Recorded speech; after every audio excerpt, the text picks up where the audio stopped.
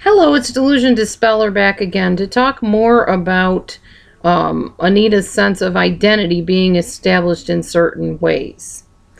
So basically, she would talk about herself as if she had this in with God and she was so special to the kingdom and so needed by the kingdom of God on one hand, and how everybody admired her at her church and things like that. But then very shortly after, like maybe the next day or maybe even sooner than that, she would start kind of sinking into this really deep depression and putting herself down. Self-deprecating is what I call it. You know, people say I have this problem, and do you think I have this problem? I don't want to think that I have this problem because that wouldn't make me a very good person. I really need to know what you think about this. Do you think I have an issue with this? And she'd go into this really kind of a self-doubt, self-loathing, depressive state of mind that was so abruptly different from her lofty state of mind, it almost seemed like she was switching personality. In fact, at one point I asked her if she thought she had dissociative identity disorder, or as some people know, multiple personality disorder. However, she swears that she was never diagnosed with that and she didn't know what I was talking about, of course. At one point, she even told our peers that she would sink into this depression throughout her life and that nobody could pull her out of it and we shouldn't even try. And that this happened every once in a while, and when it did, there would be nothing and nobody that would make her happy at all. And when I witnessed this, which I honestly did, it was very scary and very disturbing because it was so low. If she had a gun, it felt like she could probably shoot her brains out at that point. It was just very, very low. Lower than I've ever seen anybody be without committing suicide. Just very, very intense depression and dismality.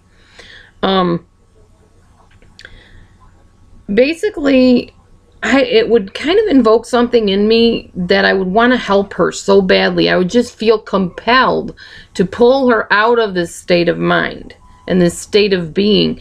But as much as I wanted to help her, I could sense that any of my efforts would do no good for her whatsoever. It was almost like she made up her mind to be miserable. And yet it didn't seem like she was purposely doing this. It was like something that just overcame her and engulfed her.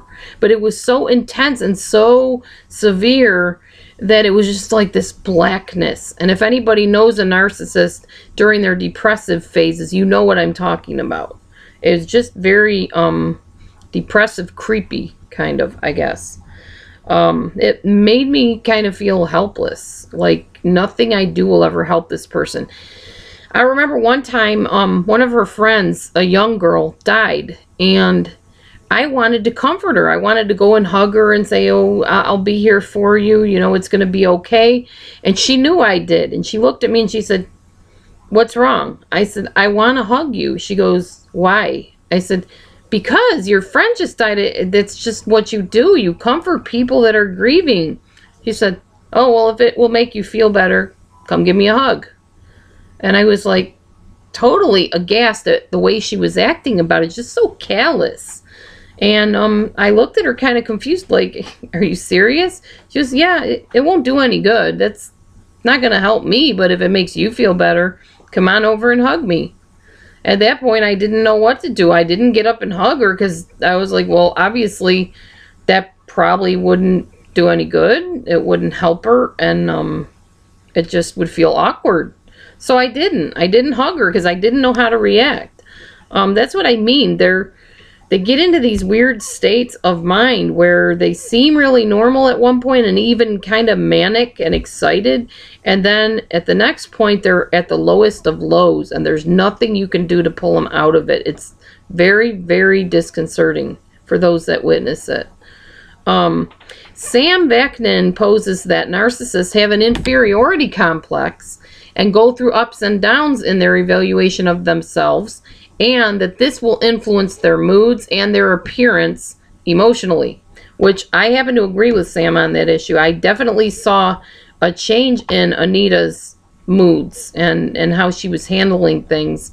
And I do think it came from within because, yes, there was death and stuff happening on the outside. But to me, when somebody dies within, I feel heartbroken and sad, and I want to grieve. And for her, you know what bothered her the most was that, oh, now I have to go to a funeral. That means I got to wear black, and I got to sit and listen to everybody talk about how wonderful that person was. And they didn't bother to say anything about them when they were alive.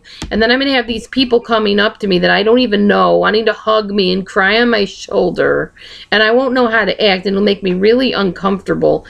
These are things she actually said to me. I kid you not. I don't like funerals for that reason, because I got to be like that. I have to be all warm and huggy for the family and try to be strong for them. And I just don't like it. So, okay, very odd way to act when a really close friend of yours just died. At least to me, that was odd. Anyway, stay tuned. We're going to talk some more.